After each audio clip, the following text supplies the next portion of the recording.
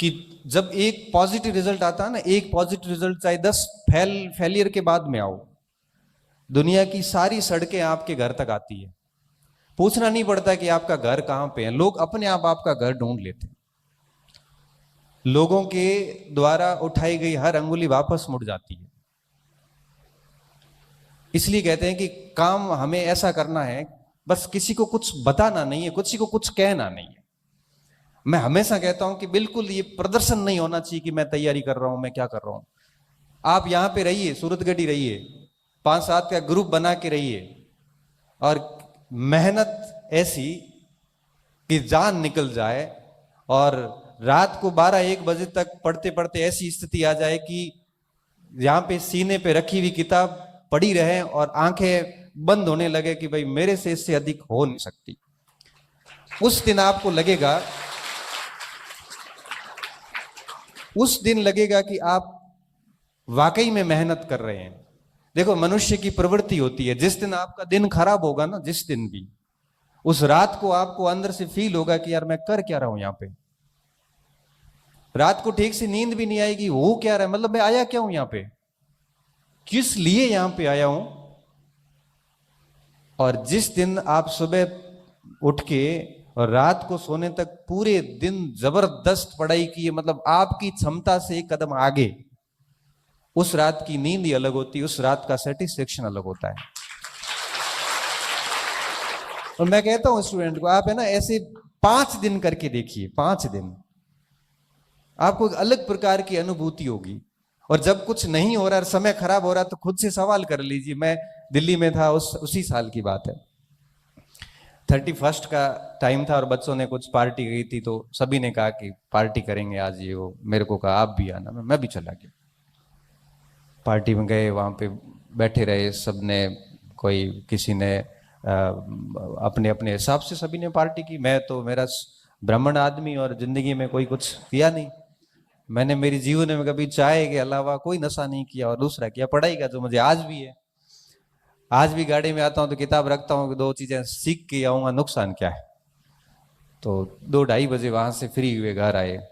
घर आया तो आपको पता है कि 2-2:30 बजे सोते हैं, फिर सुबह जल्दी उठ नहीं पाते, पूरा शेड्यूल बिगड़ा। मैं बैठे रात को वापस जाता, सोचा कि यार गाँव छोड़ के बाड़मेर आया, बाड़मेर छोड़ के दिल्ली आया, क्या यही करने के लिए आया हूं। मन में यही बातें आ रही कि कर क्या रहा हूं, कितनी कंपटीशन है, लोग पढ़ रहे हैं और मैं इधर पार्टियां कर रहा हूं। कितनी मुश्किल से पापा पैसे भेजते हैं, बड़ी मुश्किल से गाय का 2 किलो घी बचा के बेच के उसमें से 800-1000 रुपए आते हैं, वो बेचते हैं कि मेरा बच्चा पढ़ाई कर रहा है। उन्होंने खुद ने बाइक नहीं ली, ना साइकिल ली, वो पैदल ले आते हैं कि मेरे बच्चे को साइकिल दिला दूं ताकि वो कोचिंग और रूम का डिस्टेंस है वो जल्दी कवर कर सके। उन्होंने कई सालों से कपड़े नहीं सिलाए कि मेरा बच्चा है वो रात को नाइट पैंट और टी शर्ट में सो सके, वो रात को है वो धोती में ही सोएंगे, क्योंकि बच्चे को ठीक कपड़े दिलाने, क्योंकि मार्केट के बच्चों में देख के वो बच्चा अपने आप को कमतर फील नहीं करे। क्योंकि मार्केट के बच्चों की ड्रेसेस देखते हैं तो बच्चा वो भी लगता है उसको भी मैं भी कुछ ठीक कपड़े पहनूं। जब वो इतने सेक्रीफाइस करके आपके लिए 2000 रुपए भेज रहे हैं, हम यहाँ पार्टी कर रहे हैं, शर्म नहीं आती क्या, कर क्या रहे हैं हम। मुझे, मैं हकीकत बता रहा हूं, क्योंकि एक तो मेहनत की बदौलत बहुत जल्दी नौकरी लग गया। बाकी जब भी थोड़ा सा भी बेरोजगारी का दौर रहा और घर से जब भी पैसे आए, मस्तिष्क में प्रश्न हमेशा आता था कि इसकी इसकी वैल्यू हम कभी चुका ही नहीं पाएंगे। बस इसकी वैल्यू यही है कि जो उन्होंने उम्मीद की है हम उस अनुसार पढ़े। आप सोचो कि मैं अहमदाबाद के अंदर हॉस्पिटल में एडमिट, राजस्थान अस्पताल के अंदर, मेरे वही कोलाइटिस की प्रॉब्लम, और मैं सोता सोता यहाँ से मेरे को कहा था कि भाई एडमिट करेंगे, तो मैं साथ में 4-5 किताबें ले गया। और वहां जाके जब अस्पताल में एडमिट किया तो एक हाथ में ये लगी हुई नली, और मैं पढ़ा पढ़ाई आराम से किताबें देख रहा हूं। मैंने कहा क्यों, क्योंकि बीमारी तो जाएगी नहीं, ये तो बात है, इसको तो स्वीकार करना ही पड़ेगा। पढ़ाई छोड़ दी तो ये करियर भी खत्म, क्योंकि यही एक ऑप्शन है कि जिसकी बदौलत हम अपने आप को वापस स्थापित कर सकते हैं, बाकी कोई ऑप्शन ही नहीं है। तो परिस्थिति, हम, क्योंकि देखो हम रोज ऐसे कई जगह देखो, छोटी सी समस्या आती है तो बच्चे मैसेज करते हैं मुझे, सर मेरे ये दिक्कत है, वो जीते जी तो आएगी। जाएंगे ना, उसके बाद अग्नि का एहसास भी नहीं होता।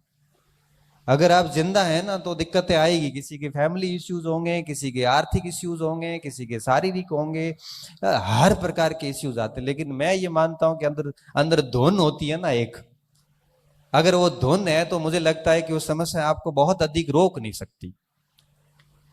और वो जुनून, वो पागलपन चाहिए होता है पढ़ाई में। मुझे ठीक से याद है कि मैं आरबीआई छोड़ के और घर आया वापस, मुझे सेकंड ग्रेड की वैकेंसी आई, मेरा शरीर सपोर्ट नहीं कर रहा था, बिल्कुल भी नहीं कर रहा था। स्थिति ये थी कि मुझे 20-20 बार डेली दिन में टॉयलेट जाना होता था, कहीं बाहर नहीं जा सकता, सो नहीं सकता, ठीक से चल नहीं सकता। मैंने कहा इससे अच्छा है तो शिक्षक बन जाता हूँ, घर पे नौकरी कर लूंगा। तो ये इन स्थितियों से जब मैं घर आता हूँ वापस, तो मैं कुछ बड़ी महत्वपूर्ण बात कर रहा था, मैं शायद चूक गया वहां से, याद ही नहीं आ रही आपको देख के।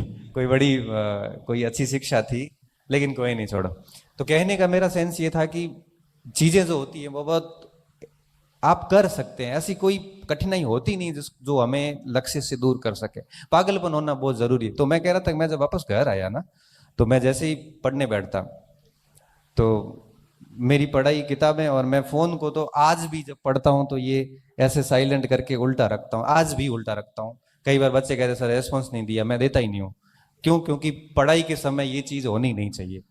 साइलेंट करके और मैं मेरे पढ़ने बैठ जाता।